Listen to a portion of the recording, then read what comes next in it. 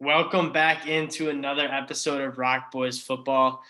Last night, the college football fans across the country were spoiled seeing one of the best games we might see in the 2021 season, Georgia Clemson. We've been talking a lot about both these teams coming into the summer, watching a lot of both these teams. And realistically, there's potentially 20 first round current or future first round picks who played last night on the field.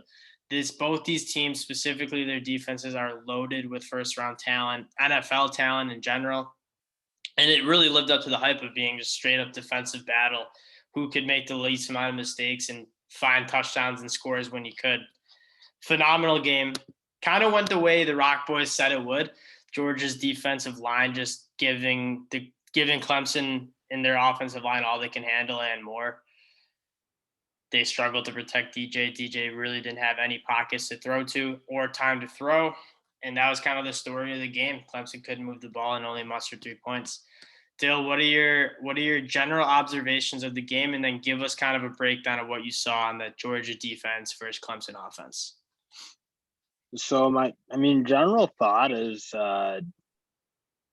Georgia's kind of I gotta think Georgia's has at least a shot against Alabama, or if not even should be like set that line at even, because that's a team that I think can easily beat anyone in the country. And just had a like physicality that I think Clemson in a lot of ways struggled to deal with. It's both sides of the ball, I think, were controlled at the line of scrimmage by Georgia. And that even involves the Clemson defensive line that's really, really good. And I think they didn't do much of note against that Georgia offensive line. So I just think it's a physical team. Really, I love the game plan. I know you didn't love it as much, but I thought like Georgia coached that game really well. Kirby Smart had the guys ready to go. And yeah, I'm really excited. I think I'm kind of regret not just taking a preseason future on the Georgia national title now, because now it's like that line's going to be jacked way up. Well, but I just feel like I should have one. Good, so I don't know. All the teams did not look good besides Georgia and Alabama. You know what I mean? Like Clemson obviously scored 3 points. Oklahoma almost lost to Tulane. Ohio State did not look as good as people probably would like to see. And then UNC lost their top 10 team. So like UNC stinks. Yeah. Iowa State looked bad. This is like a lot of these teams that were highly touted. Oregon looked bad. LSU looked bad. This is the name of them all. Anyways, no, who didn't look bad is Alabama and Georgia. So we'll see. I think Alabama's odds are going to shoot right up there just because they're so good again. Damn it. Yeah, they're good. They're really good. But yeah, I kind of to echo, kind of give you my thoughts on that. It just was kind of what we talked about. When you can get pressure with only bringing 4 guys, maybe another linebacker through that A gap, which they struggled with. I think they had a true freshman guard and they were like waffling with who they're going to start at center, which kind of. Well, they moved their left guard to the right or to the center spot because Backhorst is playing the left guard last year. Okay. So they're doing some shuffling. That's not great. Yeah, and that's never good, especially that center position is like a lot of times responsible for calling out pickups and protections. And then I think it was a true freshman left guard. You might want to check me on that, D, but I think it was. And they just struggled picking up those linebackers in the A-gap blitzes. N'Kobe Dean was in the backfield all night. And they physically couldn't deal with the likes of Jordan Davis, Jalen Carter. Really just Wyatt getting his paw on a few passes. That's kind of what it also. This seems like Georgia's scheme is like take Jalen Carter, Jordan Davis, two really explosive. Okay, for one, Jordan Davis's get off for being 330 pounds is disgusting. He's literally like the first guy out of his stance on the whole defensive line. He's 330 pounds. And then they just kind of like sink Devontae Wyatt back a little bit, and like he's like kind of when DJ tries to step up, that's who's there. And he's just batting down balls, massive paws. Anyways, that was pretty much the story of that. Just too physical, too strong, too fast. Adam Anderson looked great. Nolan Smith looked great. That whole defensive line looked phenomenal. Backers were good. Christopher Smith, obviously, with the pick six. Darian Kendrick looked good. I think he gave up one completion on him. very good against his former team, which is like kind of what you want to see. The biggest question marks coming in were the cornerbacks. They were kind of Darian Kendrick is like the alpha. I think he'll start, and then Kaylee Ringo, Amir Speed, kind of those guys, like trying to figure out who's going to be the other cornerback. Ringo looked good. He had 2 PIs. One was, I think, questionable. One was just he straight up panic tackled the guy. Can't do it. Again, he's learning. Second year. Kirk Herbstreit kept calling him a true freshman. I'm pretty sure it's the second year. Anyways. But yeah, this Georgia defense is just the best in the country. Maybe next to Alabama. Yeah, and I think what makes Georgia so good is they can pretty much get pressure with 4 at will. Yeah. And even I know they were bringing Kobe Dean and the other linebackers a little bit, but that was just like adding like fuel to the fire because they didn't need to bring pressure to get pressure. I thought Jordan Davis he showed like, okay, I wasn't totally sold on him by then. I thought like maybe a bit of a space eater. No, but he's so decent player, but no, he's much better than a space eater. That was way wrong. Like he really has the ability to beat offensive linemen, get quick pressure, be super disruptive in the running game, make plays in the running game. Yeah, he looked to me like a first round caliber player, possibly. Like if you think Derek Brown's a top 10 player, he's got to be a top because might be better. He's probably better than Derek Brown. It's close, but Brown might be I don't know, dude. Jordan Davis, like you just assume he's not a good athlete because he's so big, but he's actually a sick athlete. So no, it's very unfair my characterization of him. He's an animal. Jalen Carter, I think, took another step. He's sick. Yeah. Devontae Wyatt, he wasn't as imposing in a sense, but still really good. And then again, as you mentioned, 2 defensive ends just played unreal. I want more at him too. I know we've talked about it, but I love I think in pure pass rushers, he's the best edge guy on that team, in my opinion. He may not be as complete as like a Nolan Smith, but yeah, he can rush the passer for sure. So we'll want to see him. The guy who excites me because he's only a true sophomore. It's his second year of college football. And I think when we watched him in the summer, he flashed. We were more looking for Jordan Davis. We were like, oh, who is this cat? He's getting off the ball really well. And now he's putting it together. Like like imagine being a guard and being like, all right, Jordan Davis is tired. He's going to take a few breaks. I'm tired too. I don't have to deal with Jordan Davis. And then you see Jalen Carter. Oh yeah, I know. He's it's such a good unit. So good. And it's deep. So that's kind of, I don't want to beat a dead horse, but Kobe Dean, Tyndall, Quay Walker, they were all phenomenal at the linebacker. Kobe Dean might be the best linebacker in the country. That might not be an exaggeration. He's so good. First team All-American. I think he's going to be phenomenal. There's one other thing I want to talk about, and it's just like to talk a little bit about the Clemson and what they look like on offense. Obviously, DJ looked a little unsettled. It seemed like the game was just a little fast for him, and that was a product of his offensive line just kind of getting bullied. Offensive line just didn't.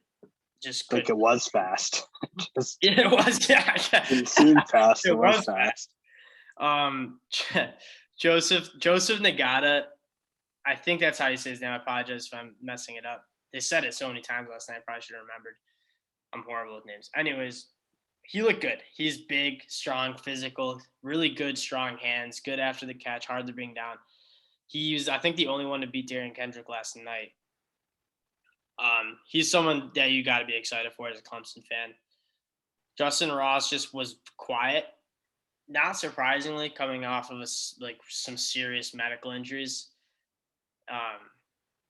Hopefully, I know Dill has him as his favorite wide receiver prospect. That might have changed after seeing him last night, but yeah, you just didn't see him. It was tough. You didn't see him or Williams.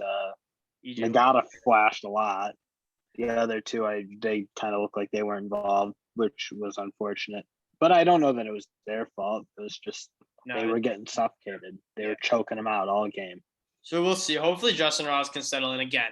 He hasn't played football in a really long time, coming off some really serious stuff. I think he also was in COVID protocol, so he just give him time to settle in, and if we can get him back to like what he looked like 2 years ago, I'd be ecstatic. But yeah, there's some if you guys if Clemson can figure out the offensive line, there's some things to look forward to. I want to see Will Shipley get some more touches, also Lynn J. Dixon. But again, it's so hard to get your offensive playmakers going when you just can't, and just getting down. You're going 3 and out like more often than not, which is There's no room, what's going on. No room to throw, just smothered. Anyways, moving on. Let's talk about how the Georgia offense looked against the Clemson defense. And we spent a lot of time hyping up this Georgia defense, and they are very good. I think potentially the best defense in the country, maybe behind Alabama. Clemson's probably third. I mean, this Clemson team held Georgia scored 3 offensive points the whole game. So like an asterisk 6 because you missed a horror kick. Yeah, like 20 yards. But as much as we talk about Georgia's defense, Clemson's defense was just as good, not just as good, but very good. And we knew that. I think James Skalski, a guy who I've historically not liked, was very good. Him and Spector, to be fair, I've called them slow. Yeah. I've called them not athletic enough. They saw the game really well, and they were both playing really, really well. Trenton Simpson was quiet, who is someone I was excited for and kind of keep my eye out. They were using him in a lot of different ways, which I don't know if I love. I kind of want to keep him around the line of scrimmage a little bit more. Brian Brazie was there. I think he would have liked to dominate the game a little bit more than he did. Honestly, I thought Georgia's offensive line did an awesome job on that defensive line because they really did keep them quiet. Like they made some tackles, but there were very few TFLs out of that defensive line, and they weren't making a ton of big plays. They were just kind of like, I don't want to call them average looking, but they just look like a traditional defensive line. They weren't flying like they were last year against Ohio State and teams like that, where they were really tough. Georgia wasn't giving them very many opportunities. They were getting the ball out quick. They were getting the ball. Yeah, but they were letting them run it a little bit, which is the thing. Yeah, a little bit. Georgia ran the ball okay for the most of the game, and it was weird because Georgia's best possession running the ball was that last one when they were obviously running the ball. Everyone in the stadium knew they were running, and Zamir White was just kind of feeding them. That's got to be so encouraging if we're going to flip to the Georgia offense. Like Zamir White punishing guys like kind of he did. Obviously, he had the fumble, which he jumped on. But he looked good. Like, he was running the ball hard. James Cook, I liked how they used him. I think James Cook had an average night when it comes to, like, if you're making guys miss. I don't think he was great with that. And then kind of spelling in Kendall Milton and McIntosh, too. But again, me and Dill disagree with this. We'll have a little short discussion on it. I wanted more Zamir, personally. I thought Zamir looked like the guy who was giving him the best shot. He was punishing those linebackers, which is like fun watching him run because he runs hard. He really puts linebackers to work. So I wish we saw him more. I think how they were running it made sense to use him more. Mm-hmm. I didn't think, James Cook not super effective yesterday. Really, I know they were trying to get him in space, but I just don't think he had his best game. And again, there's Clemson has a lot of good players on defense. So it's like, this is the third best defense in the country. So I don't mean to be hard on him. I just don't think he made the plays that I think a lot of times you'd expect him to make. I think at one time he just got tripped up trying to get a third down. I think a lot of times he makes that guy miss and keeps his balance. Anyways, I think what we want to talk about, and my brother and I disagree on this pretty significantly, is I want to see a little bit more JT Daniels cooking. Let him go down. That's how I kind of phrased it. I want to see, like, five-star quarterback, coveted transfer. This is his second year in the system. Let him go after it a little bit. And I get that there's not really many playmakers. George Pickens obviously hurt. Eric Gilbert couldn't go. Blaylock didn't play. And Karis Jackson, I don't think he played. He wasn't playing much. Yeah. Did he catch a ball? I don't think he caught one. I don't remember it. Yeah, I don't see him on the box score. So it's just like you were down like your top, and Darnell, and obviously Darnell Washington. So you're down like your top 4 pass catchers. So, I mean, your best options are probably Jermaine Burton. who I just wish we could have seen like a shot or two, because Jermaine Burton's got some legit speed. Same with Jalen Johnson. Like let's the safeties were creeping up, obviously playing those like quick screens and slants a lot. So like, why aren't we taking like a shot or two? I'm not even asking for a lot, but those change the game. You catch one of those and hit with one of those, it can change the game. We saw zero of them. I think we saw like 3 or 4 passes past 10 yards. So I get it. We were hurting a little bit with the depth of our pass catchers and playmakers, but I would have liked to seen a little bit more throttle than what we saw. My opinion on the let's be aggressive at Georgia, or more aggressive, I guess you're saying, is in the scheme of how that game was going, I just didn't see a need to be aggressive. When you're forcing 3 and outs on I don't know the percentages, but it seemed like the majority of drives, you were controlling field position almost the whole game. Clemson couldn't put together drives to save their life. It's like, what's the point of getting aggressive, opportunity to give up sacks, which is very obviously a part of Clemson's game? Is they're a team that can get after the quarterback and strip sacks, the flipping field position, giving up holdings on your offensive line, just all sorts of those issues that we really didn't see any of Georgia, right? The only mistake that offense made was 1 interception. Yeah, I don't even think that do we have any sack? Maybe 1 or 2 sacks. Yeah, so it's like there were no negative plays from that Georgia offense. And again, if you want to open it up and play more free and loose, you're going to give up sacks, you're going to give up holdings, you're going to turn the ball over. And I think the way that game was going, where Georgia was just stomping them out on defense, I liked how they played it. Just like, let's run the ball. They were being fairly effective running it. They weren't lighting it up, but all things considered and who they were playing, they were running the ball very well. Running the ball way better than I would have expected to run the ball. Because this, again, they're best 7 in the country. Yeah, and in my opinion, the only guy who probably really changes that game is George Pickens, because he is that guy who can really make big plays down the field. And I'd say consistently. By the end of the year last year, he was really doing it, making big plays every game or so. And he is their number one guy. He's the guy with the real talent on that football team. And I like Eric Gilbert's a solid player. I might be he might be better in solid, but it's you're not going to see him taking the top off of defense. He's a really, really athletic tight end, but I don't think he's Kyle Pitts, or he hasn't proven to be Kyle Pitts yet. Supposedly will play wide out for the Bulldogs. Yeah, and we'll see what that means, because at this point it's Kyle Pitts is was called a tight end. He was a wide out. You could call Gilbert what you want, but he's not. And I don't know how fast he runs, but I'm guessing it's not in sub 4.4. So it's not sub 4.4. Do I see him changing that game? I think that what they do is very similar when he's on the field. They probably just use him in place of Bowers a little more. And no, but can I interrupt? I think for one, we need to shout out Brock Bowers. He was very good. That throw that JT Daniels made to the back of the end zone, that was probably he had 2 bad throws. That was his probably second. One was the pick, and that was, I don't know what he was throwing. You thought that was a bad throw? I mean, it's just why are we going there? This is just nothing. He put it. I mean, it was a good throw, I guess. He put it where only Brock. That's what I thought. But I didn't know why. It was not a good decision. I don't think Kirby Smart wants him throwing that ball too many times. Anyways, Brock Bowers got up and almost caught. That would have been the most incredible catch ever. Brock Bowers looks phenomenal. I think he's a true freshman, so that was just incredible what we saw from him.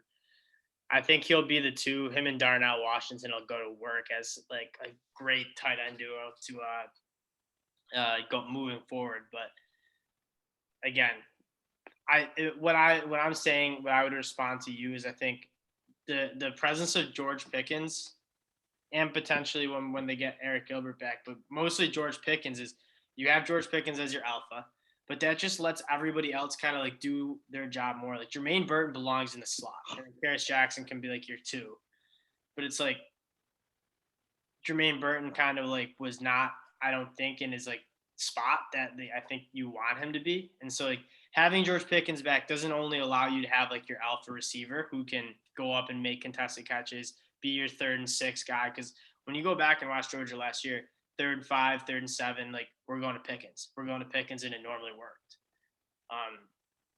They definitely missed that. Like their play on 3rd and 5 is like swing passes. I agree they missed it. They missed that ability to play that way, but like, why would have you played different if you had your more athletic guys, maybe your Gilberts, maybe your Pickens, guys who can stretch the field a little more? Why do you change how you were playing? Because you're still going to give up the risk of throwing picks, getting sacks, holdings, groundings, all of it. My only problem is like this: Georgia seemed to dominate from kickoff to the last play of the game, but Clemson had a, you know what I mean? Like they were down 7 in the 4th quarter with the ball. Like that, in my mind, you don't like if you're gonna dominate a game, like your scoreboard should show it. I mean, and granted, they missed a field goal, they muffed a punt, and threw a pick. But it's just like, I don't know. If you're going to dominate that game as much as they did and have such good field position, I feel like Georgia needed to muster up more than just 3 points on offense. See, my opinion, though, is that I never, during that game, with the exception of maybe that drive Clemson started to put together in the 4th quarter, I never thought it was out of like, I never really was like, ooh, Clemson's like really got a good chance to come back and win this game. I thought like from kick to end, it was Georgia was beating the wheels off and pretty good. Like just because the score showed what it showed, it's like I thought that was a super dominant football game from Georgia. So I don't see why you play any different. I mean, even if you have your more talented offensive weapons on that field, I don't see why you're throwing the ball down the field more consistently, not running the ball as well, in having more drives go 3 and out. And that's what you run the risk of when you play that good of a defense and you play aggressive.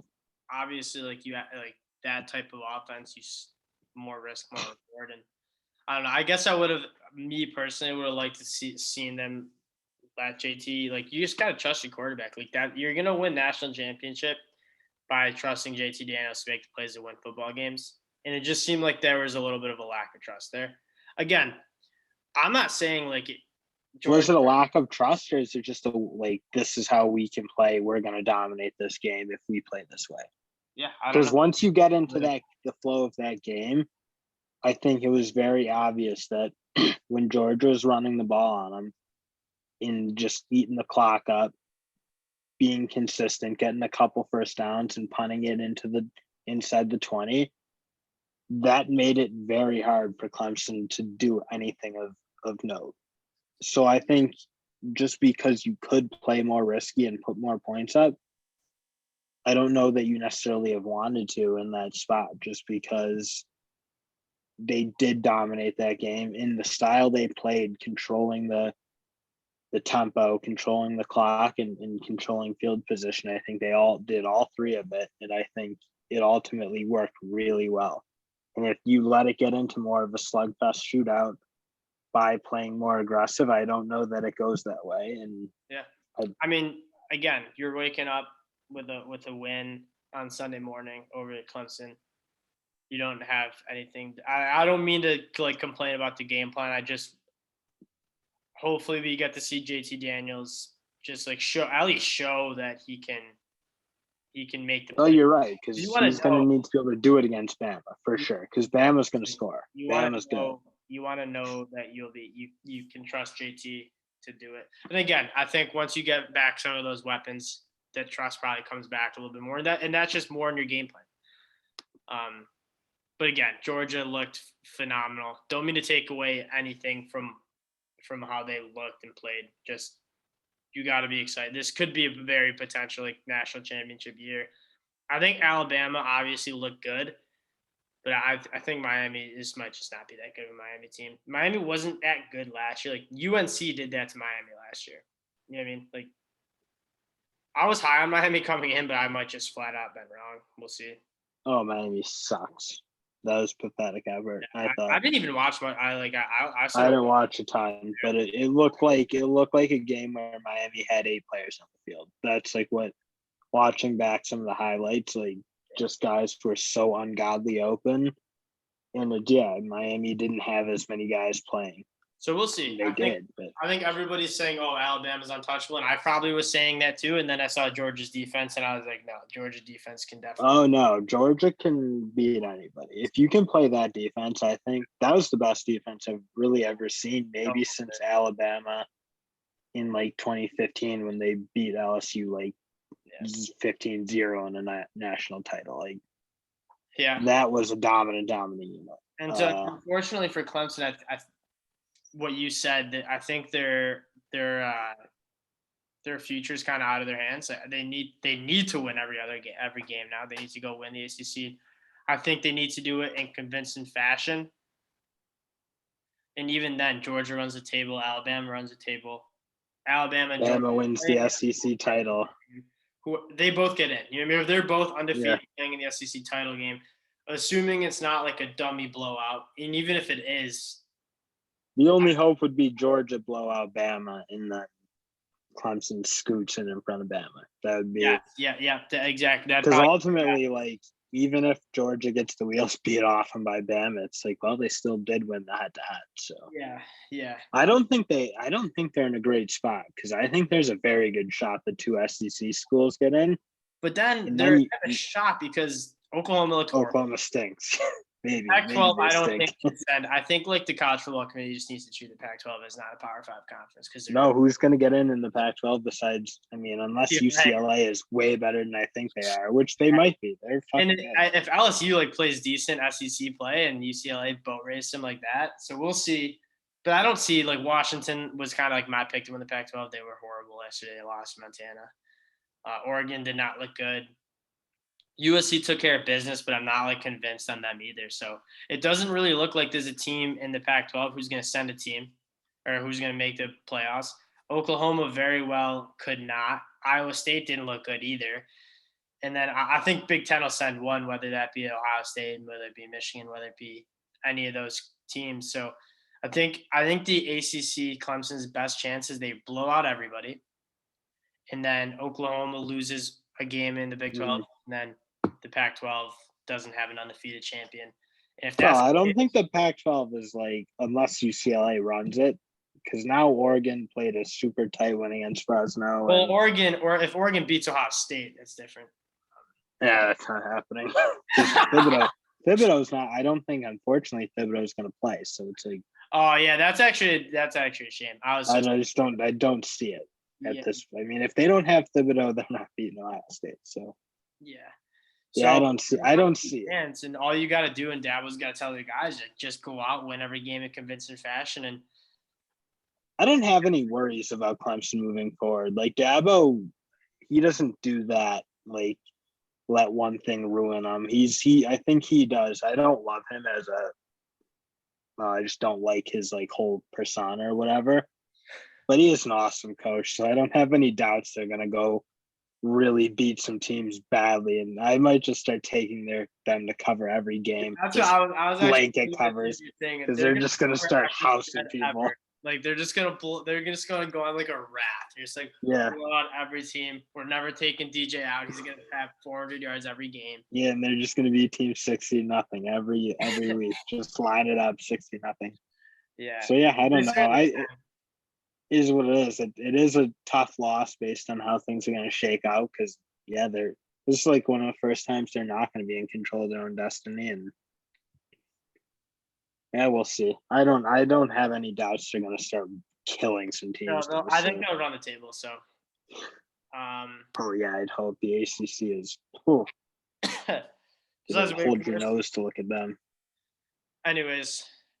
Good successful Saturday of college football. I think we're gonna give back a few more recaps, kind of maybe not full game. We just wanted to jump on and just talk about this game full on. We might be talking LSU because there's a lot to talk. I think people were way wrong on LSU, including us. Including us. Well, we weren't even wrong on LSU. We were just like we thought Vegas overcorrected a little bit. UCLA. Well, I don't know yet if I think like LSU might be really bad. Because you said it, we talked about in our LSU preview, like we didn't think they would be that good of a team. or we thought they were overrated. But then like we just thought UCLA, like, okay, they're better. They might be overrated, but they're better than UCLA. Beat Hawaii, who cares? They beat, but UCLA, I don't know. You can have the best talent, but they're just poorly coached. All right. Anyways, that's for another video. We're gonna get into another video. I can't start on Ocean right now. We're tired. But yeah, a fantastic Saturday. Our picks didn't do the greatest. We had a good first weekend. Second weekend, if you take the Big Ten dogs, my brother's Michigan, Michigan State, that was a lock. Everybody knew that, except for you. Take Wisconsin, and then I talked him into taking Penn State, and thinks he's like. No, I'm talking about Michigan State. I was wrong on the Wisconsin game for the most part, but for the most part, yeah. Michigan State was an obvious winner. You're scared. So yeah, that's the last thing I'm gonna say. You're scared better. I'll respect you in that respect. Duke let us down a little bit. Georgia helped us out big. Georgia helped us out big last night. We needed that, and then we have a Notre Dame, Florida State to end it, and we'll see how we can do. Anyways, thanks for listening. We got some more videos coming out this week and some good games for next week, so to look forward to. So appreciate you guys being here. Talk.